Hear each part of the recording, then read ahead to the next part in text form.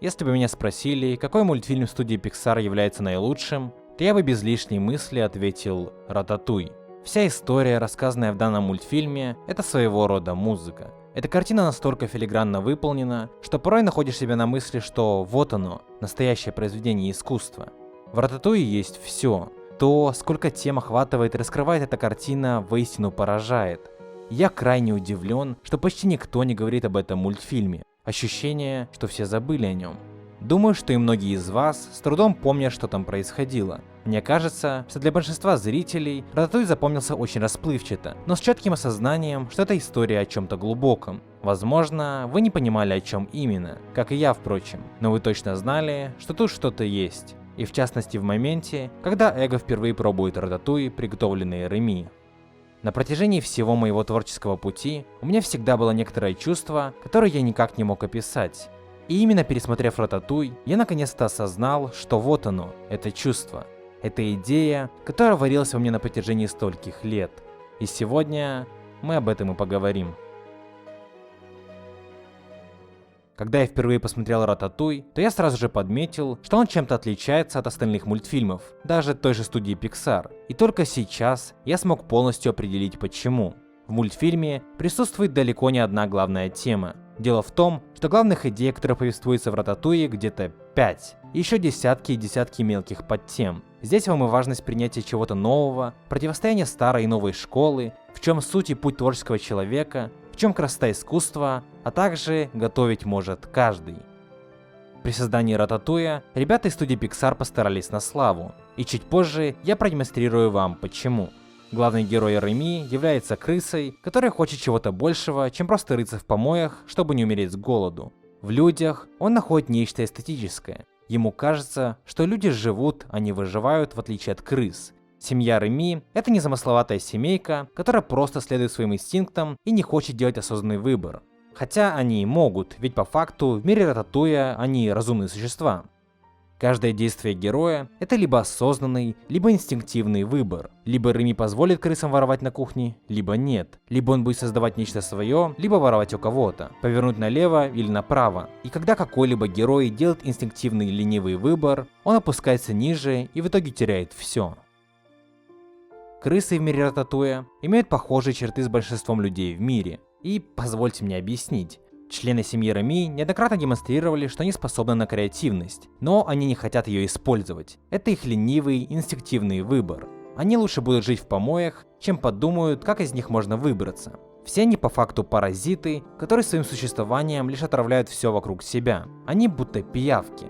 Когда Реми из этого выбрался и начал заниматься тем, чем всегда хотел, его семья начинает заставлять его делать не самые добросовестные поступки. Они своим существованием отравляют жизнь кого-то, кто захотел выбраться из бедности, что безусловно имеет очень схожие черты с теорией ведра с крабами, которая гласит, что каждый краб в одиночку мог бы легко выбраться из ведра. Но суть в том, что когда один из них пытается выбраться, то все остальные начинают хватать его клешнями, тем самым не позволяя выйти на волю. Так и происходит с Реми. Все, что помогает Реми начать развиваться в своем направлении, это случай.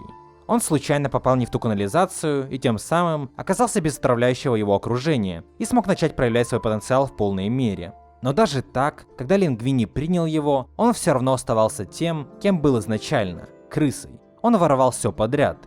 И это уж больно сильно похоже на многих из наших эмигрантов, которые переехали в более благоприятные места обитания, но все равно остались теми же коррупционерами, ворами и в целом людьми, привыкшими жить не по понятиям. Но среди всего этого мрака была одна вещь, которая помогала Реми двигаться и избавляться от своих крысиных привычек. Это любовь к искусству, любовь к созданию чего-то прекрасного. В мультфильме делом жизни Реми, конечно же, является готовка еды. Но вместо этого вполне могла бы быть любая креативная деятельность. Реми точно так же мог бы быть художником, актером, писателем, сценаристом, музыкантом, да даже предпринимателем. Ведь все это творчество, и что-то из этого может быть искусством. Главная фраза всего мультфильма гласит: «Готовить может каждый». В этом и вся суть. В каждом человеке, кто бы он ни был по специальности, каким бы недалеким он ни был, есть стремление к творчеству и созданию чего-то прекрасного. Это может проявляться абсолютно в разных вещах. У каждого это что-то свое. Некоторые люди пытаются это развить и тем самым становятся мастерами своего дела, а кто-то просто этим не пользуется и продолжает жить инстинктивно. Что и делает семья Реми. Как мы видели, они умели создавать музыку и играть на инструментах. Они прекрасно сооружали лодки, но зачастую этим не пользовались. Они предпочитали оставаться паразитами. В сути, одну из тех самых 5 главных тем Рататуя я бы назвал как противостояние искусства и животного потребления, эстетизма и бездумного поглощения. В этом и вся красота этой картины. Она о самом великом, что есть у нас, людей. Умение созидать и создавать. Умение восхищаться вещами, которые с точки зрения природы и выживания не имеют никакой ценности. Мы можем часами восхищаться какой-то музыкальной композицией, днями ходить в один и тот же музей и просто внимать одной и той же картине, годами чтить и обожать какую-то книгу. Все это в нас. Но самое прекрасное в этом всем – это умение создавать нечто свое. Умение пребывать в состоянии, когда ты днями, неделями, месяцами работаешь над одним проектом в состоянии потока. Вот что невероятно. Это мой самый любимый момент из Рататуя. Эго, только что готовый разнести очередной ресторан, попадает в состояние, которое сложно передать словами. От вкуса блюда он возвращается в прошлое. Искусство вернуло его назад во времени. Многие из вас запомнили Рататуй именно из-за эго, ведь его появление на экране всегда было охвачено некой обостренностью. На протяжении всей картины нам представляли его как самого безжалостного критика всего мира. Из-за него тысячи людей лишались работы и даже погиб легендарный шеф Гюсто, не выдержав критический отзыв на свой ресторан. Каждый раз, когда мы видим эго на экране, мы понимаем, что кому-то сейчас будет плохо. Его финальное появление в ресторане Гюсто также имеет крайне напряженный характер. По сути, это квинтэссенция всей картины. С холодным выражением лица он приходит в ресторан, готовый разорвать репутацию заведения в пух и прах. И вдруг ему приносят рататуй. Один из самых простых деревенских блюд Франции. Всем кажется, что это провал, и вдруг он пробует.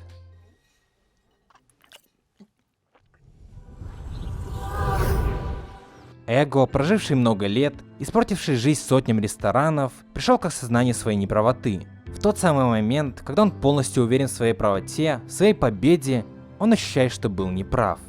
И таким образом, вся его жизнь до этого момента была лишь путешествием, чтобы достичь той самой секунды просвещения.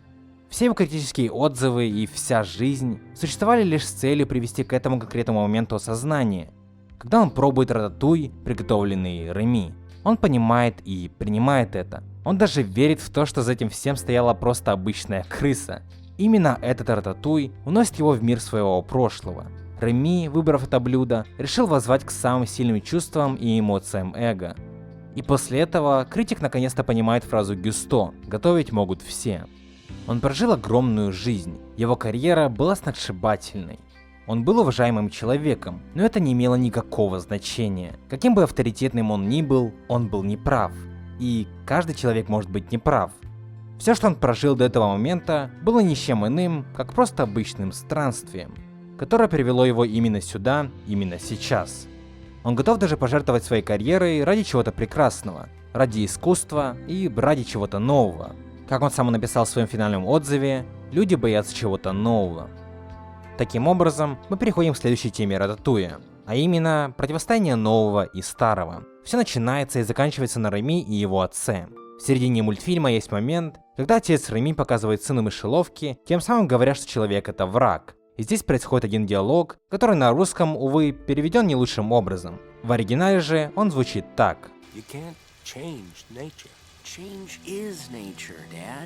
Реми на утверждение отца о том, что природу нельзя изменить, говорит «change is nature», что значит «изменение – это и есть природа». Из курса эволюционной биологии мы знаем, что все в мире меняется каждый день. Ты меняешься каждый день. Даже природа не постоянна. Семья Реми же консервативна и боится принимать что-то новое, так же, как и многие из представителей мира людей в мультфильме. Например, Эго и Скиннер. Все повара на кухне ресторана Гюсто всегда готовят именно так, как завещал сам Гюсто. Каждый из них боится экспериментировать. Калет в одном из моментов сказала: «Он-то мог импровизировать. Что осталось нам, это следовать рецепту». В сути своей, создание еды строго по рецепту становится обычным производством, и Реми это не нравится. Он ценитель искусства, и поэтому делает по-своему. И только после этого ресторан снова обретает свою былую славу. Из производства он превратился в искусство.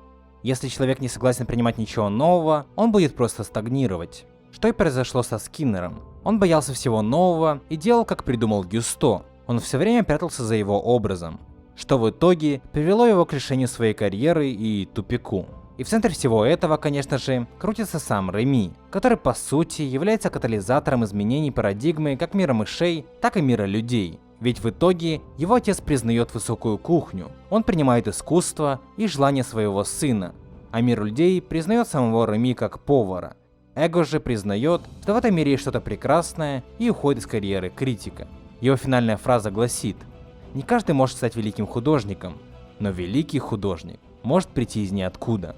Если у тебя есть страстная любовь к какому-то делу, это, к сожалению, еще не значит, что ты станешь лучшим в своем деле, или хотя бы одним из лучших. Но суть в том, что возможно тебе и не нужно быть лучшим в этом.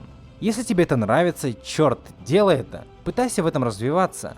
Японская философия икигай гласит: занимайся тем, что тебе нравится, даже если у тебя нет ни одного зрителя. Даже если ты делаешь это только для себя. Каждый человек может создавать, но не каждый это делает.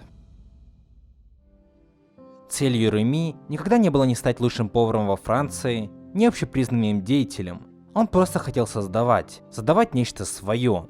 В этом, пожалуй, и вся суть Рататуя. Тебе не нужно быть самым лучшим, или самым богатым, или самым сильным. Если ты любишь, что ты делаешь, если ты делаешь это с душой и пытаешься расти в своем ремесле, ты в любом случае станешь хорош в своем деле. Многие люди начинают заниматься чем-либо только потому, что в итоге это может принести им прибыль.